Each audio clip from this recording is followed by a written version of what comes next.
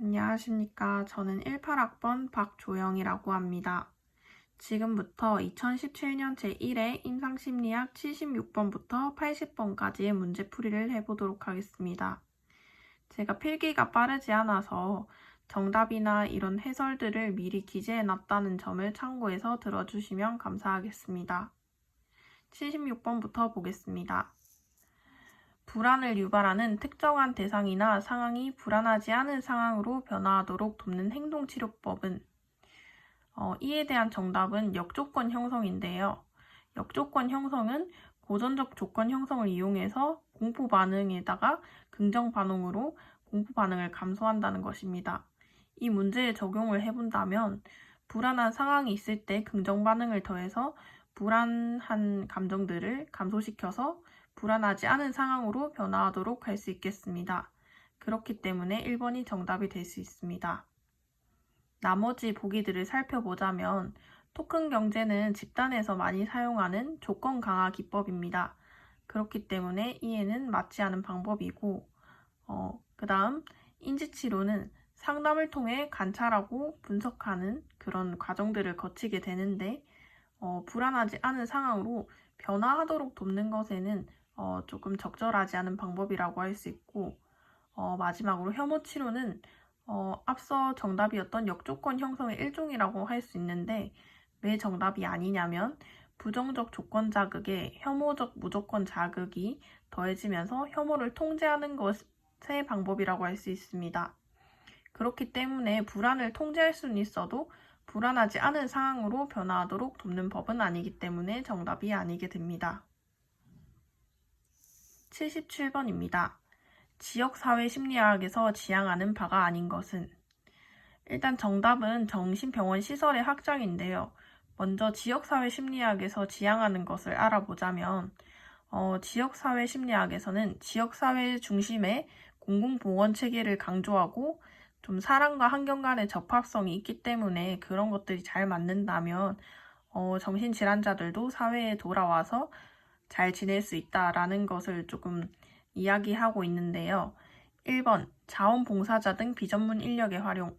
사회에 돌아와서 같이 지낼 수 있어야 되기 때문에 비전문 인력의 활용을 이 지역사회 심리학에서는 얘기하고 있기 때문에 맞습니다. 그리고 지역사회 심리학은 처방이나 그 뒤에 치료에 대한 이야기보다는 정신장애 예방에 대한 것을 더 많이 얘기하고 있고 앞서 말씀드렸다시피 사회복귀 또한 정답이 될 수 있습니다. 공공보건 체계를 강조하는데 정신병원 시설의 확장은 맞지 않은 내용이기 때문에 4번이 정답입니다. 78번입니다. 로샤 검사의 실시에 관한 설명으로 옳은 것은 이 문제의 정답을 보기 하나하나 설명해 보겠습니다. 1번, 수검자가 질문을 할 경우 검사자는 지시적으로 반응해야 한다. 검사자가 지시적으로 반응을 한다기보다는 검사자는 지시적이기보다는 좀 개방적인 반응을 해줘야 되고 질문을 할 때 또한 비슷한 경우라고 할 수 있습니다. 하지만 모든 경우에서 개방적인 질문과 반응은 아니고 로샤에서 어떤 부분에서 이렇게 느꼈는지에 대한 것이나 아니면 이런 부분이 어떻게 보였다라는 것을 할 때는 명확한 대답을 얻어야 되기 때문에 그 점에서는 예외가 될 수 있습니다. 2번, 일반적으로 수검자와 마주보는 좌석 배치가 표준적인 절차이다. 로샤에서 말하는 좌석 배치는 옆에 그려놓은 그림이 가장 이상적이라고 할 수 있는데요. 테이블 모서리를 기준으로 이렇게 옆에 앉거나 아니면 한 방향을 같이 바라보고 앉는 것이 조금 더 이상적이라 할 수 있습니다. 3번, 질문 단계에서 추가적인 반응을 확인하기 위해 주의를 기울여야 한다. 질문 단계에서는 보통 검사자가 수검자에게 어느 곳을 보고 반응을 했는지 등에 대한 질문이지 추가적인 반응을 얻기 위한 단계는 아니기 때문에 이것은 정답이 아닙니다. 4번, 수검자가 카드 1에서 5개를 넘겨 반응을 할 때는 중단시킨다. 이 4번 보기는 정답인데요. 보통 수검자가 이렇게 행동을 했을 경우에는 중단시킨 뒤에 순서대로 진행할 수 있도록 검사자가 도울 수 있어야 합니다. 79번. 체중 감량을 위해 상담소를 찾은 여대생에게 치료자가 적용할 수 있는 가장 적합한 행동관찰법은?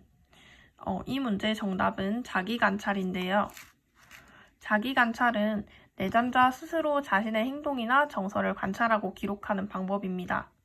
체중 감량이라는 것 자체가 생활 양식에서 많은 영향을 받을 수 있는 것이기 때문에 면담이나 검사 시 파악하기 어려운 내용들, 평상시에 대한 생활 정보를 제공할 수 있다는 장점이 있기 때문에 자기관찰이 가장 적합한 행동관찰법이라고 할 수 있습니다. 80번. 다음은 뇌와 관련하여 공통적으로 어떤 질환에 해당하는가? 이것은 보기를 하나씩 살펴볼 수 있는데 헌팅턴병은 간단하게 다 하나씩 알아보자면 인지장애를 동반한 퇴행성 뇌질환이라고 할 수 있습니다. 파킨슨병은 도파민의 부족으로 인해서 생기게 되는 만성진행성 퇴행성 질환이고요. 이거는 신경계 관련 질환입니다. 알츠하이머병은 치매를 일으킬 수도 있게 되는 퇴행성 뇌질환입니다. 그렇기 때문에 이 모든 병들의 공통점은 퇴행성 질환이기 때문에 정답은 3번이게 됩니다. 네, 끝까지 해설 들어주셔서 감사합니다.